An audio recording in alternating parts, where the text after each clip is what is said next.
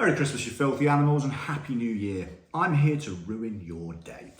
This is a different series. I normally do something called The Good, the Bad, and the Rating that you might be here because you've watched that. I'm now going to pick on some of my favourite films and try and ruin them for myself and for other people.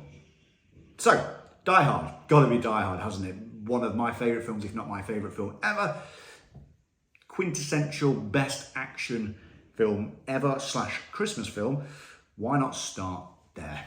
I don't know how to say this, but John Connor would die several times. Right, so let's talk about the one that, for me, got me at the edge of the seat. When he jumps off the roof, when he's getting shot by Agent Johnson from the FBI.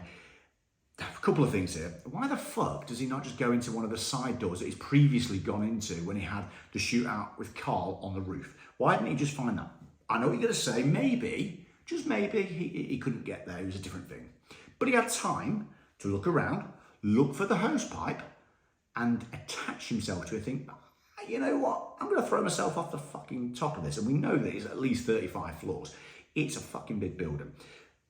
He's a badass. He's a lot cooler than I am. I wouldn't be throwing myself off any buildings.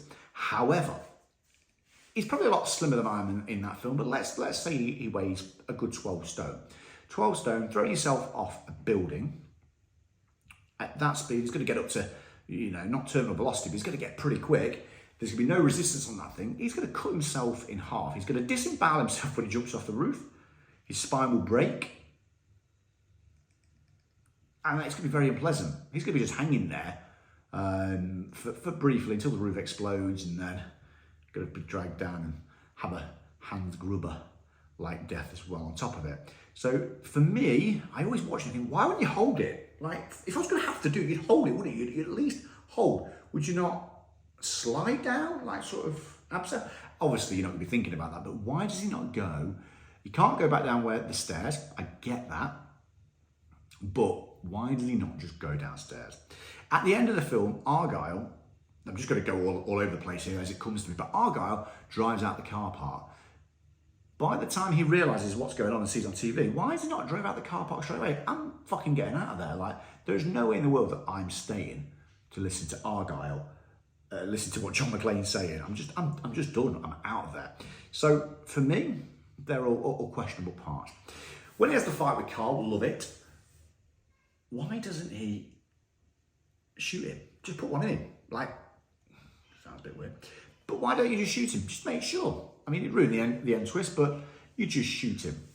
Now, I'm going to flip over to Die Hard 2 very quickly because I watched it yesterday. You know that Holly Gennaro has a restraining order, okay? Because she's hit him in the end of Die Hard 1. He asked him a question. Now, how the fuck did Holly know? How did she know that he'd gone to the house to be, interview the kids and the nanny and be that angry at him? She wouldn't have known. So maybe the restraining order is justified, but she's hitting him. I don't know. So where else are we going to go with this? Well, I want to talk about the real hero of Die Hard, Ellis. Hans, Booby, I'm your white knight. Ellis is the real hero of Die Hard, and let me tell you why. He went to try and negotiate with a known terrorist who had already killed one person in cold blood and was sending his henchmen to try and kill others. He went to try and negotiate a deal. Although his coat was out of his head and he was a little bit arrogant with it, he tried. But what he could have done when Hans, became a method actor and got the gun up and counted to 3, what he could have done is given away Holly Gennaro and said, it's John McClain, it's his wife, let me live, I've helped you. He might have still died, but he could have done that. He didn't do that. That, for me, is really heroic. That is why he is the real hero in this plot. So, Die Hard. I'm sorry, but John McClain would have died. Now, after Karl shot at him on the roof, which is going back a little bit here, he then does one of the most iconic scenes where he jumps down the elevator lift shaft, if you're English, and loads himself with the gun strap and then hangs on. Now, it could happen, but you'd be fucking sweaty. I mean, I'm sweating just doing this video.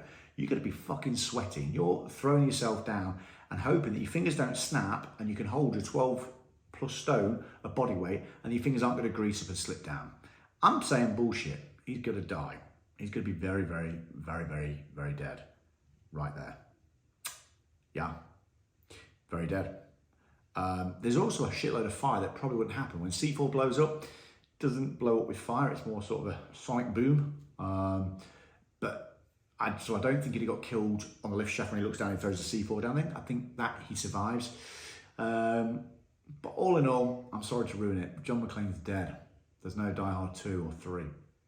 Thankfully, there's no Die Hard 4 and 5. Thanks for watching. Merry Christmas.